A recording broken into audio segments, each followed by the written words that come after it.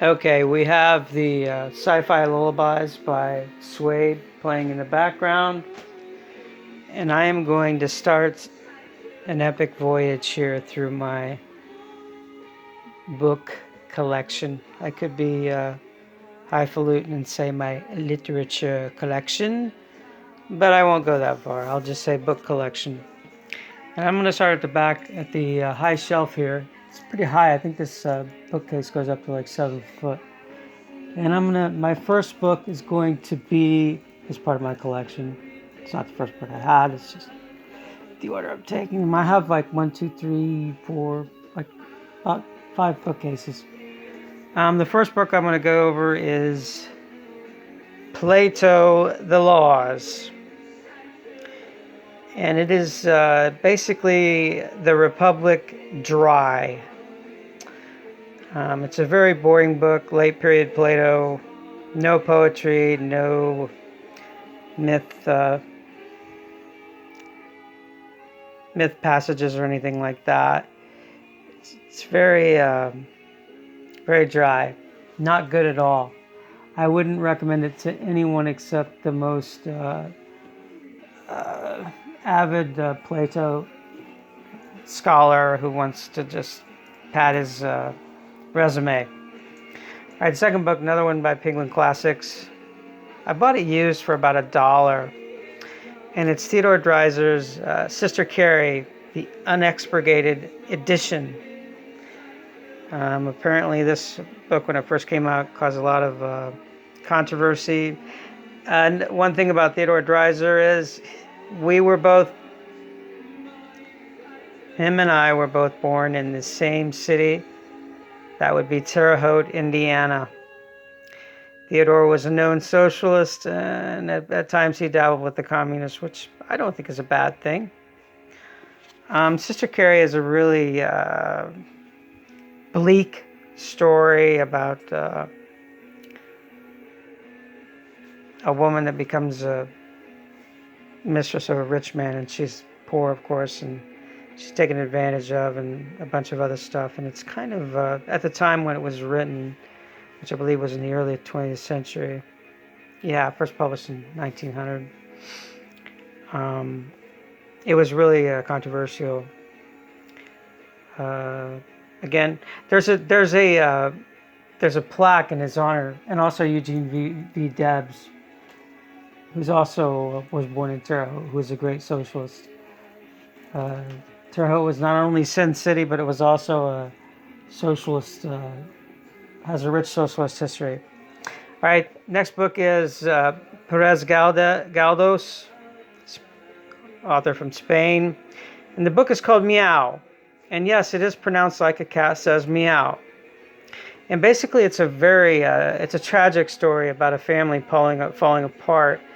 And the greatest fall is by their old man who works for the government in Spain, and he's on a pension, and he wants to work long enough to attain the pension so he can afford his family. There's a lot of just bleak details, and the ending is really bleak. It's a really good book, though, about social conditions in Spain at the time. This book was written in the late 19th century. A lot of change. The monarchy was falling, and it was close to becoming a republic, and there was a lot of societal upheaval, a lot of poverty, a lot of course, immense wealth comes with that. Inequality, basically. It's a very good book. The next book coming up is not a Penguin Classic. It's an Oxford Classic paperback, and it's Robert Bage's Hermsprong, and it's basically about it shows that a person who tries to live by telling the truth and being noble and being righteous is seen as a fool by everyone else. And Hermsprong is that character who strives to do right, strives to be honest, and at every turn, he's the villain. He's the one that's the idiot. He's the fool. And basically, it's a satire of the times that Bayes was living in. basically 18th century England, and it's a really good book. It's really funny in a hit your gut kind of way. A lot of deep laughs, but when you really think about it, it's not funny at all. But it's well written, and it's delineated well, and I like it. I can't get it. I gotta set this down. Come on, get in there. Okay, next up is the great Greek historian Plutarch. And this is the rise and fall of Athens and 9 Greek lives. And of course, we have Pericles, Aristides, Themistocles, Solon, of course, goes Theseus. It goes all the way back to the mythical. And of course, it ends with the wonderful, not Alcibiades, which I wish it did, but it ends with Lysander. And basically, he does character studies on all these powerful men, and it's pretty damning. Good stuff, though. A lot of history in it. Plutarch is always a valuable source for classical history. Okay, next up is Virgil's The Aeneid. And it's about Aeneas and him flying out of Troy after the defeat of the Trojans, and coming to mainland Italy and the various battles and stuff that he underwent to become the founder, basically the real founder of Rome. Next up is another Penguin classic, Plautus, The Rope and Other Plays. These are great plays. Amphitrio, The $3 Day, The Rope, The Ghost. Hilarious stuff. A lot of these, Plautus has comedies that were copied by, redone. The basic plots were redone by Shakespeare in some of his comedies. Not all, though, of course. Good book, funny stuff that everybody can enjoy. It's not. You don't have to read all the classics to get the stuff. Okay, this is John O'Hara's Appointment in Samara. There's a great film made based on this book. This is a modern library classic. It's kind of dusty, and this isn't dust here. It's just wear and tear, water damage, I guess. But I like getting this. I like getting old books like this, and sometimes they have like messages, and they have an owner's name. Hold on, let me see. Fart. I can't get it. Oh, fuck. Pardon my language. No, but some of these have, like I have an edition of Heine's poetry, the great German poet, and a man wrote to his sweetheart that he wanted her to read that poetry because he was a man of love and romance, much like he was, and she would enjoy them. Okay, next up, this is an Oxford classic, really clean edition of The Small House at Allington by Anthony Trollope, who is a great English author. This is part of the Barsetshire Chronicles. It's about a lady that buys a house. A very attractive lady, Lillian Dale. And it's a pretty good book. There's always deep humor in Trollope, and there's also great character development where you can really see the characters and everything, and a lot of social commentary, but it's not purple or overdone. Okay, next up, it's a great book about justice and seeking it, and sometimes when you seek justice, you become an instrument of injustice. And the main character in this story, this is a Penguin classic, of course, the main character in this story basically becomes so bent on justice, basically, that turns into vengeance, and he realizes the evil he's doing. It's an excellent book. Tolstoy is always good at telling stories. Rich characters. Also very moral writer, which is not a bad thing. He doesn't moralize, he just stresses the morals, the good and the bad. And sometimes and how they sometimes overlap, how sometimes being good or trying to be too good is a terrible thing. Okay, here we go with a really nice edition of Andrew Marvell's The Complete Poems. Andrew Marvell, great poet from I believe, 18th century England. And the poems are great. I read this about 10 years ago.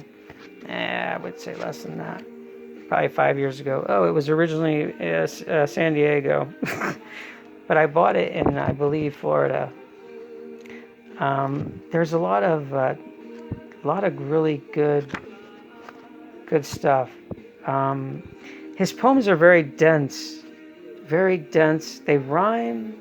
Sometimes they don't rhyme. Sometimes it's blank verse. But his verse is really, it's like going into deep forestry and seeing sunlight showing through, and the rays touch you. That simile is good for I think, for his poetry. Of course, I'm going to think that. The Garden is probably his best, and the person who had it before me was obviously doing a paper on it.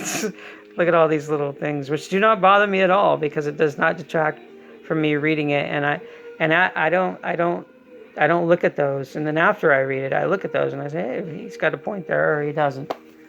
Good stuff. All right, next up is a couple of Penguin books by Somerset Maugham. Maugham, I don't know how you pronounce his name. The Moon and Sixpence. This is about I believe, a marriage. Oh no, it's about the life of. It's loosely based on the life of Gauguin, the painter, French painter. Maugham is kind of, I think, overrated. He has some good stuff like Cakes and Ale, which is funny. When he's writing comic stuff, it's good. When he tries to be serious, it tends to be really laborious and tiresome. Okay, another one that's kind of a comic book is called The Summing Up. It's basically about himself, and he basically takes shots at himself, which I really admire. Meaning that he was probably a good man, but sometimes he slipped into over-seriousness, which we all do.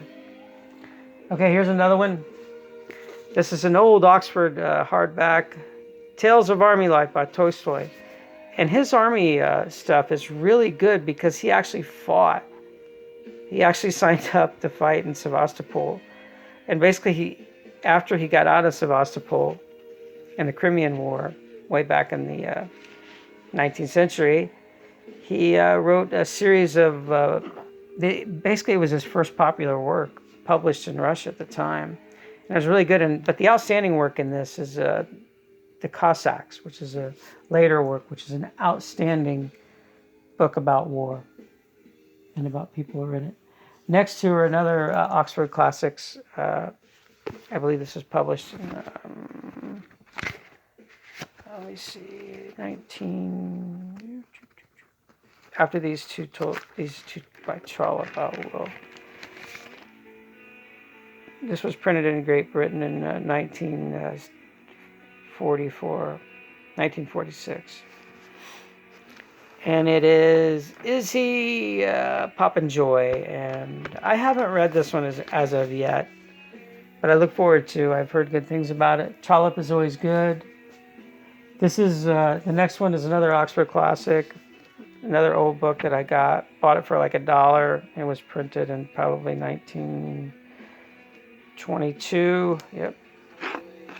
And it's his autobiography, and it's very dry, and it's like an account balance written autobiography.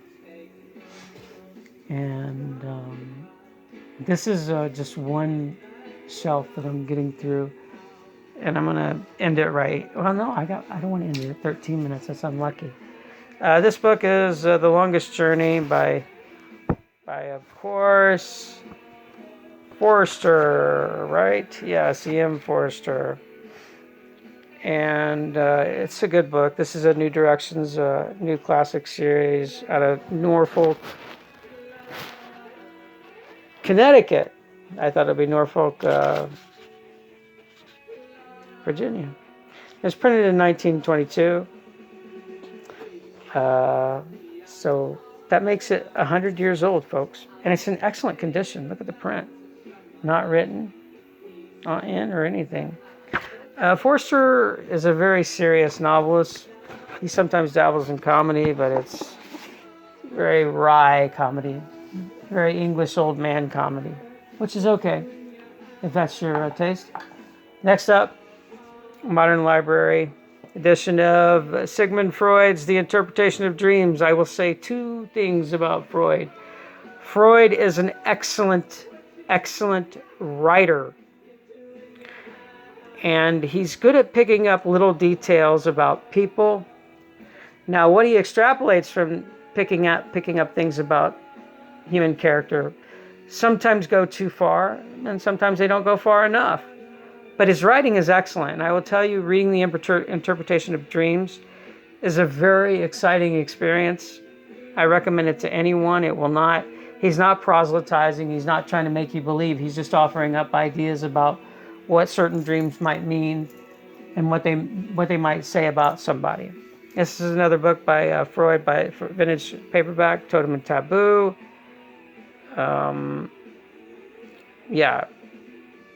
Resemblances between the psychic lives of savages and neurotics, which is kind of, who are the savages? I mean, the people with nuclear technology and, all that stuff, or the people that before them. So this book in itself is problematic, but it's worth reading simply to see how he compares and contrasts, neurotics and savages, which I don't understand. He could say neurotics and, I don't get the savages thing, like all Native American, or the savages of the past, like the barbarians, as they called them, the hordes of the East, there's a kind of racial thing to that. Okay, here we go. 1879. This was first printed in 1853, Stones of Venice, by John Ruskin, a great English author. This edition was printed in 1879. So this book is over almost 100. It is exactly 143 years old. And I will tell you, the outside board is a little bit damaged up here, but other than that, it's pretty good. The gold fleck is good.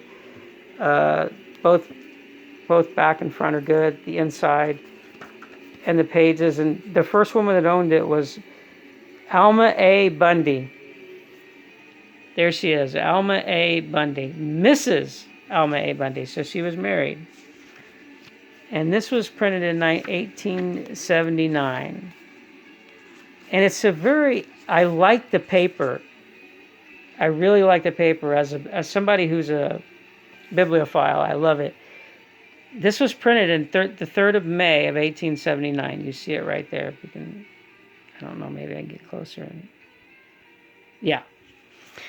And it has 5 sections from the Stones of Venice, which is a seminal work by Ruskin about the artistry of architecture and statuary in Venice. This is a wonderful book, and I'm so glad I have it. It's a treasure in my collection. Last but not least, we're going to end up with Jesus Christ. And this is a very controversial book by Ernest Renan, French religious historian, called The Life of Jesus. And it was very controversial at the time. This is a Modern Library edition. And he donates it to my sister Henriette. That's his sister, though, because she died in 1861. This is... it's a good book. It's interesting, some of his conclusions and stuff. Is he correct? No, but the ride is fun. It's not bad. But the life of Jesus, it's very controversial in the sense that it challenges a lot of biblical notions. And not only that, but it kind of sometimes steers into some kind of into areas where there's some anti-Semitic rhetoric. So, but again, as a document, it's good to have to cite and to just read. He's a good writer, but some of his conclusions are kind of aberrant, and they're also kind of bigoted. You find that a lot in 18th, 19th, and even 20th century and 21st century writers. Okay, I'll end it with this one right here. Sophocles, the three Theban plays, Antigone, Oedipus the king, and Oedipus the colonist. And if there isn't a great play, there's not a series of plays that tops this, really. I mean, if you want to look at, we talk about getting hoard. Boy, how Oedipus really took it, man. And in all three of these, I mean, he really takes it. I mean, this is a guy whose parents died when he was young, and then he died. They thought he died, and then he come back, and he met a woman who was queen, and he didn't know, and he found out it was his mom, and he had a baby with her. It just, I mean, incredible. And the way Sophocles constructs these stories is incredible. I mean, the detail and how he doesn't slip in any way, and it's believable. And it's total funnel all the way through. For Antigone, for Oedipus, for Polonices, for all of them. And it is really a wonderful, wonderful collection. And Fagle's translation is really great. I highly recommend this. It's a Penguin edition. Penguin has good translators. They pay top dollars, so they should be able to. I really recommend this book to anybody. And that's all for today, folks. I appreciate if you watch this. If you don't, that's fine too. Hey, maybe it's not your bag, and that's okay. I'm not better than anybody. I just find certain things interesting, and you might find other things interesting that you're more knowledgeable about and all that, and that's all good. That's what makes the world go around, baby. Have a great day and take care.